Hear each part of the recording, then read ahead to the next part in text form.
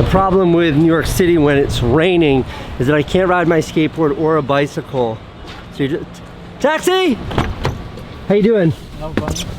I'm going to 55th between 9th and 10th.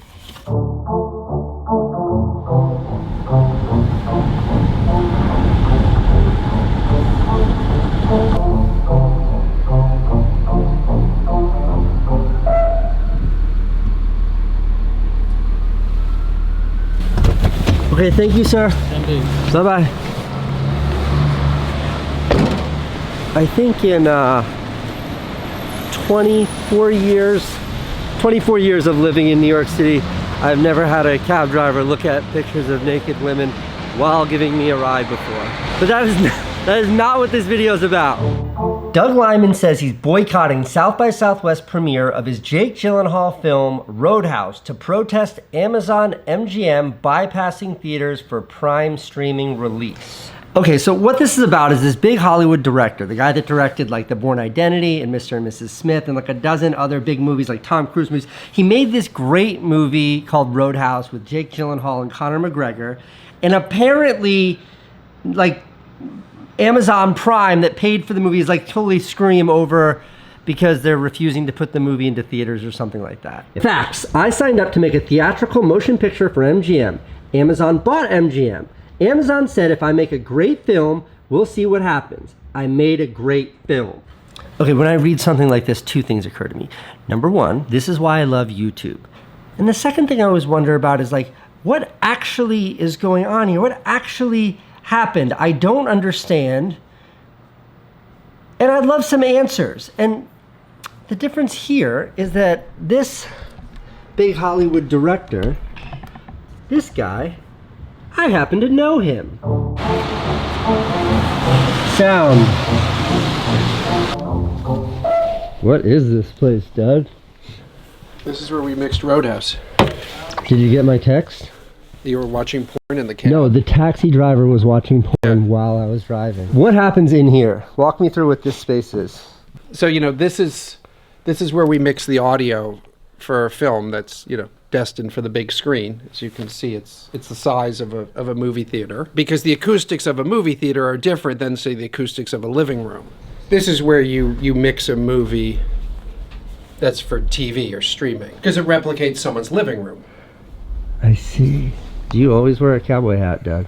I've never seen you in a cowboy hat in my entire life. Yeah, I mean, it wasn't lost to me. I was in a shop in Aspen, and Jeff Bezos, who I don't know, came riding in on a horse. Into the store? Into the store with a cowboy hat. You know, I'm kind of at war with Amazon, and it wasn't sort of lost on me, the sort of scale difference of Jeff Bezos on his huge friggin' horse in the middle of this store with his cowboy hat. And there's always a man above you, like, you know, as successful as I am in the film business, like, right? Right, you always have to answer to somebody. You don't have to answer to anybody. No, that's why I quit. But I got my start making independent films where there really wasn't anybody telling me what I couldn't do. The irony when I started doing Bourne Identity was that which was a huge budget movie for me compared to coming off films like Swingers. And my line producer kept telling me all these things we couldn't afford to do. And I was like, I don't understand. On Swingers, we just did them. We had no money, and here we have all this money. And he was like, you know, Swingers look like shit, and we can't afford it. And I sort of laughed to myself, and I was like, you know, in Swingers, we couldn't afford the people that told you what you couldn't do, so we just did everything. You're a bad man. You're a bad man. You're a bad... Vegas, baby, Vegas! Did you steal shots on Bourne Identity? We did steal. The look and feel of Bourne Identity, this whole shaky camera thing that people thought was like on purpose, was more because like Matt Damon and I were like running into like Garden Nord and stealing shots. We didn't have permits. I need to know what went wrong. I think he snapped. But he has no memory. The Bourne Identity.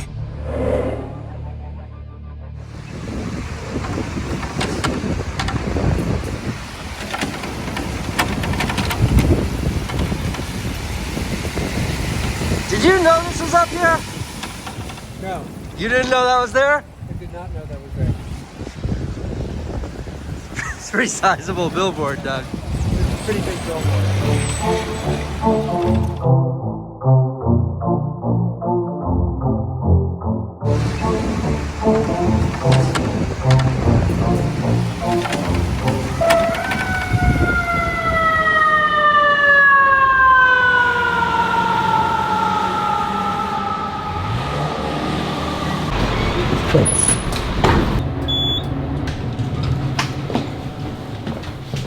This is where you edit? Yeah. Do you edit yourself, or do you, like, are you ever... Yeah, look, I know how to... Is this still from Roadhouse? Yeah. All right, so what is this fight that you picked with Amazon? Okay, so, you know, we made Roadhouse for the big screen. Before we start, do you have insurance? What? Your coverage good? Like, you have dental? Oh, haha. Is there a hospital nearby? Is it, like, too far? About like 25 minutes, I'd say. I just slapped you. Are you all right? What?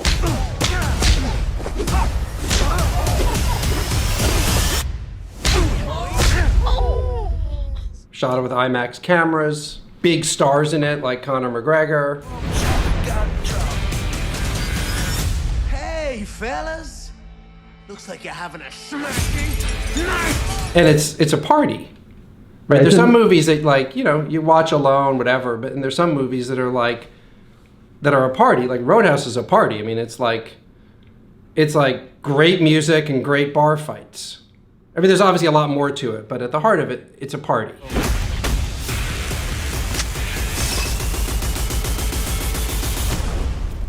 Amazon plans to invest $1 billion a year in movies for theaters. And then it turns out Amazon never had any intention of putting it in theaters. They wanted to put it on their streaming service and sell, you know, toilet paper and toothbrushes. By the way, I'm not the only filmmaker that Amazon is doing this to.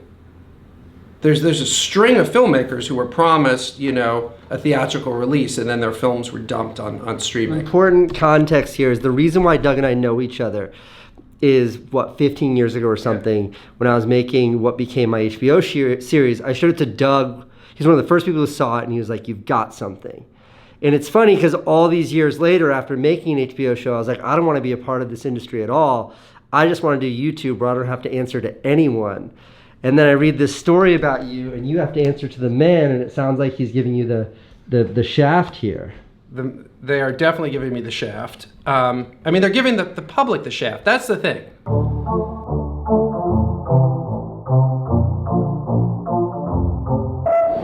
Doug, why are you going to South by South? What happened to your boycott? The whole point of this video is because you're boycotting your own movie. Why are you going to... Why did you relent? You know, it's tough to do, but sometimes you just have to acknowledge that you lost. You took on Amazon, you fought for your movie. I literally did everything in my power to try to get this movie into theaters. And I lost. So, on to the next. And if this is going to be literally the only screening where people can buy tickets and go see the movie, I want to be there. Let's go to Texas.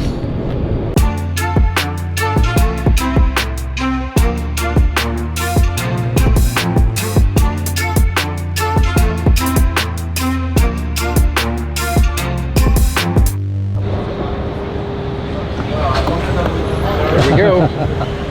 I mean, the reason I make movies is to then play it in front of an audience. Like, it's so much friggin' work to make a movie. The payoff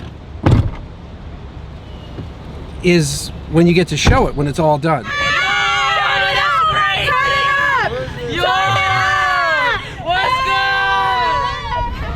I hate fucking losing. I mean, I'm not a good loser. And I have very publicly lost here. But you're excited now. Look at that. Look at that bus. Fucking Amazon Prime on its way. How you doing? Yeah. Does this feel weird? Is what weird? This whole thing. No, because you know what? Like, I love these guys I made the movie with. No, I'm trying, man. I'm a dad now. I'm trying to keep up. You directed me incredibly well. It gave me the confidence that I could do it.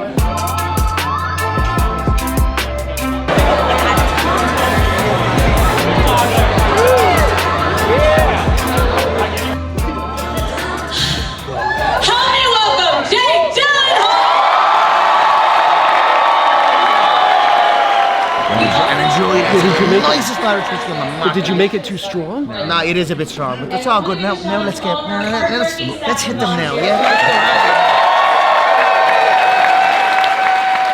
It's good. Yeah, perfect. It's a smooth whiskey. The audience tonight, our incredible director.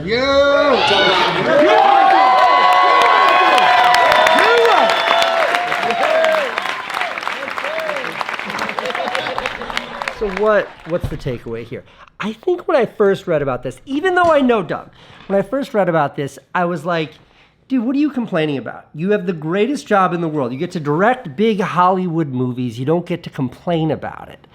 But then as I talk to the guy, it's like, he's right. The movie belongs in theaters. I got to see it in the theater. It's great in the theater. He was right.